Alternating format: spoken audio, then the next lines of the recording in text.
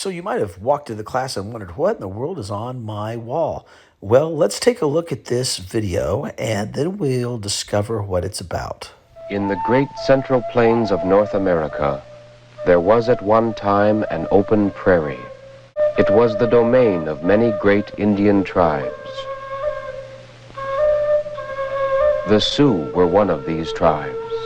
Their existence on the plains depended on two animals, the horse and the buffalo.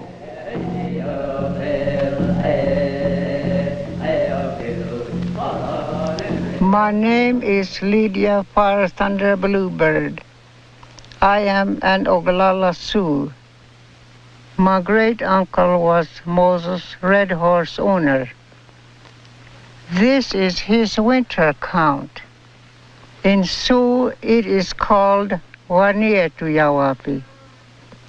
He was the one from the tribe who would make drawings of something important that happened each year. Each one of these pictures stands for 1 year. We did not use numbers like today. Instead, each year had a symbol. One person would be in charge of keeping this record for each band among the Sioux.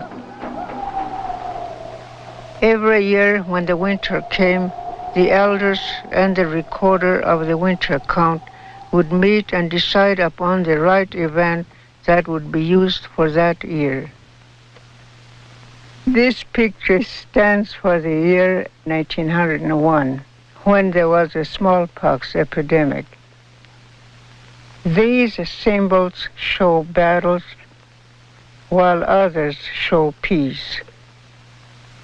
1833 was the year the stars fell, a meteor shower. There was no one way to do a winter count. Different people did them in different ways.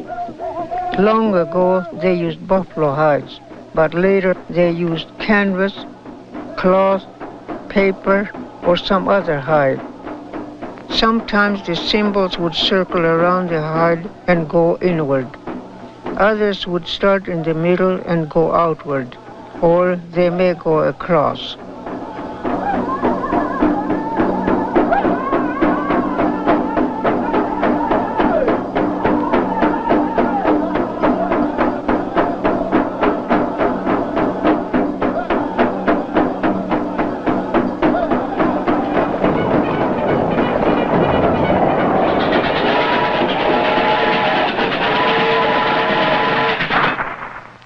The winter count could only be understood by the one who put it down.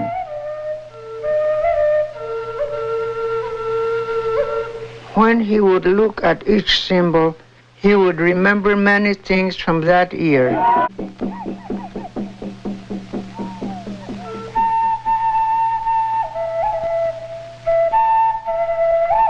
After my great uncle died, my sister Angelique kept the winter count going. Now she's gone, and someone else will have to keep it up.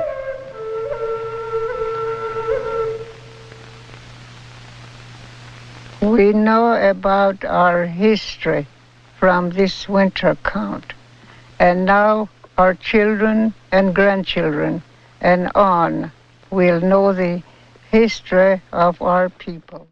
We know of over 170 American Indian winter counts, and 70 of those are Lakota winter counts. And these winter counts exist in a number of institutions across the United States. The Biko Memorial Museum in St. Francis has at least a half dozen of winter counts, and the Sioux Indian Museum at the Journey Museum in Rapid City also has a couple winter counts. The upper left, you'll see a house, a cabin with a circle around it. Yeah. Right below that, you'll see a rectangle with some stars in it, and that's the year the stars fell.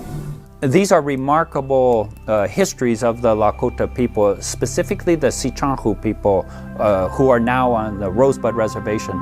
So for these middle school students from Spring Creek School, for them to get to see these winter counts is like going to Washington, D.C. to the National Archives. And the word in Lakota, Wanietu, is the same for year and for winter. Wanietu means both things. And so in the winter, these men would sit around, the big bellies, they'd call them, they would sit around and decide what's the most important event for that past year. Like we said, life on the Northern Plains was really hard. And we can see this documented on the winter counts. Each winter count is about a specific Teoshpai. So they're talking about the famines they are experiencing, the starvations that they are experiencing, or the diseases that they are experiencing. And these local events are what differentiate these winter counts.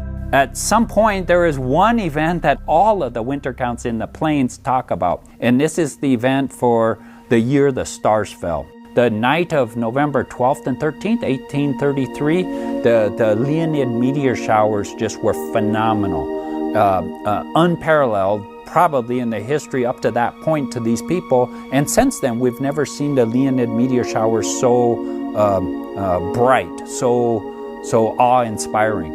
And so that year, 1833, is recorded in every winter count as the year the stars fell. If my hands get on here, it'll deteriorate the paper, and as you can see, it's very fragile. Even some of the markings have gone onto the other papers. But this is what we want to show you. Wow. Incredible. Like a journal? Yeah, it is like a journal. So winter counts could be on hides, and they could also be in books. And this man was from Rosebud, and so he kept this winter count, and I've never seen it before. What we want to look at is this. Yeah. The years the stars fell.